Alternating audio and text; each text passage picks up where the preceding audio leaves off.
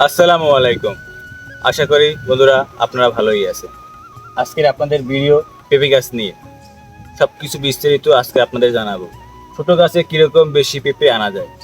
দেখেন, এত ছোট গাছে অধিক ফলন আসছে। আপনারা দেখেন, এই গাছটায় আসছে, ওই গাছটায় আসছে, আরো অনেক গাছ আছে, আপনাদের সেটা আমি দেখাচ্ছি।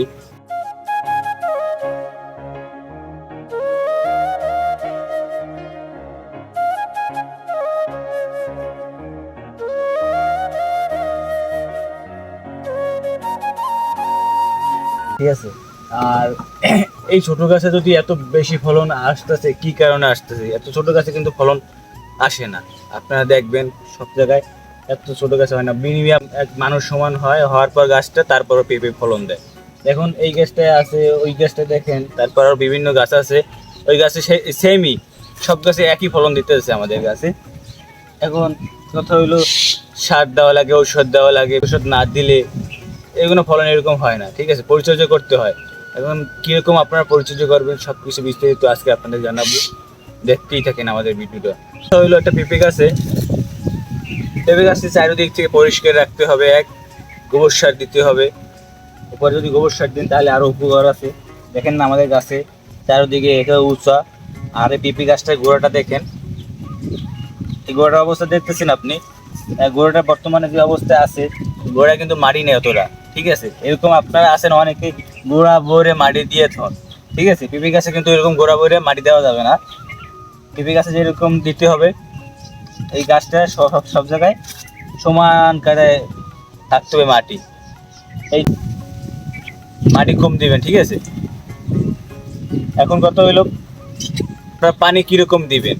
পেঁপে গাছে কিন্তু বেশি পানি দিতে গেলে পেঁপে গাছ নষ্ট হয়ে যায়, পচে যায়। কথা হচ্ছেন, পেঁপে গাছে অতটা অতিরিক্ত পানি দেওয়া যাবে না। আপনাদের এটা দেখাচ্ছি, আমাদের এখানে একটা 5 লিটারের বোতল আছে, আপনারা দেখতেছেন। মানে এই 5 লিটার বোতলে আমরা নিচ থেকে একটা ফুটা বানাই দিচ্ছি। আপনারা দেখেন, এই নিচ থেকে অতটা ফুটা বানাই দিই না, নিচে একটা কাপড় ঢুকাই দিয়েছি, দেখছেন।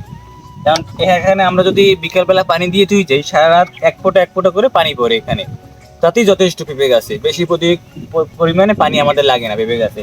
তো এই কারণে এটাও খুব আকর্ষণীয় একটা জিনিস। কেননা এই যদি পেঁপে গাছে একটু একটু পানি পায়, তাহলে পুষ্টিটা বেশি ভালো ভালো হয়। ঠিক আছে, এখন দেখেন আপনাদের এখন যদি আপনারা করবেন কি, যে বেশি অতিরিক্ত পানি দিতে পারবেন, পানি দেবেন না। তাইলে পানি দিলে পেঁপে গাছ নষ্ট হয়ে যাবে, সোজা কথা বাংলা। এখন সারের বিস্তারিত জানাবো। দেবেন 200, ইউরিয়াম দেবেন 200, এমপি দেবেন 50 গ্রাম, জিপসাম দিতে হবে 25 গ্রাম, আর 15 দিন পর পর সালফার দিতেই হবে। ঠিক আছে, এই সারগুলো হলো আমার বাবা, মানে সে নিজেই এগুলো মানে সবসময় দিয়ে থাকে। এই সাজেশন হইলো আমার বাবা নিজেরই, কোনো কৃষিবিদের না। মূলত সে দীর্ঘ 5 বছরের মতো পেঁপে গাছের দেখাশোনা করে।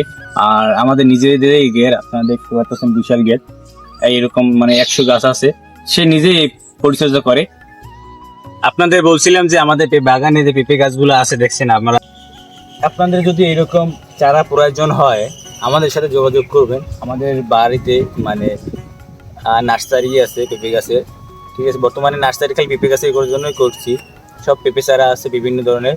আর আমাদের দেখেন, আমাদের বাগানে আমরা নিজেরাই মানে পেঁপে পাকাইয়া 28 রোদ দিয়ে তারপর নিজেরাই চারা তৈরি করি। আপনাদের যদি এই চারা প্রয়োজন হয় আমাদের সাথে যোগাযোগ করবেন, ইনশাল্লাহ দেওয়ার চেষ্টা করব। এখন বর্তমানে সীমিতই আছে, কারণ আষাঢ় মাস তো বর্তমানে, এই জন্য। এখন যদি আপনারা যদি আষাঢ় মাসে এখন বর্তমানে নিলে আপনাদের উপকার হয়। কারণ এই আষাঢ় মাসে আপনারা জিনিসটা লাগাইলে ফলন মানে জিনিসটা ভালো হয়। জিনিসটা আপনারা বুঝবেন না। এখন বর্তমানে পেঁপে গাছ বিভিন্ন সময় বিভিন্ন ধরনের লাগানোর সময় থাকে। তো এখন আষাঢ় মাস এখন লাগাইলে আপনারা গাছটা মরবে না, কথা বলছেন। আর বেশি আর আষাঢ় মাসের পরে যদি আপনারা লাগান তাহলে রোদের কারণে পেঁপে গাছটা নষ্ট হয়ে যায়। এখন ওই রকম রোদ নেই, আবহাওয়া খুব ভালো। এর জন্য আপনারা এই আষাঢ় মাসেই পেঁপে গাছটি লাগাতে পারেন। তো আমাদের এইরকম ছোট গাছে অধিক ফলন আনা যায়। তো আপনারা যদি আমাদের কাছ থেকে চারা নিতে চান তাহলে আমাদের সাথে যোগাযোগ করবেন, ইনশাল্লাহ তার চারাটি দেওয়ার চেষ্টা করব। আজকে ভিডিওটি এই পর্যন্ত। ভিডিও যদি ভালো লেগে থাকে লাইক করবেন, কমেন্ট করবেন, আর আমার ইউটিউব চ্যানেলটিকে সাবস্ক্রাইব করে পাশে বেল আইকনটি অন করে দিবেন, যেন সবসময় ভিডিওগুলো আপডেট পান আপনারা। ঠিক আছে, ধন্যবাদ সবাইকে। আসসালামু আলাইকুম।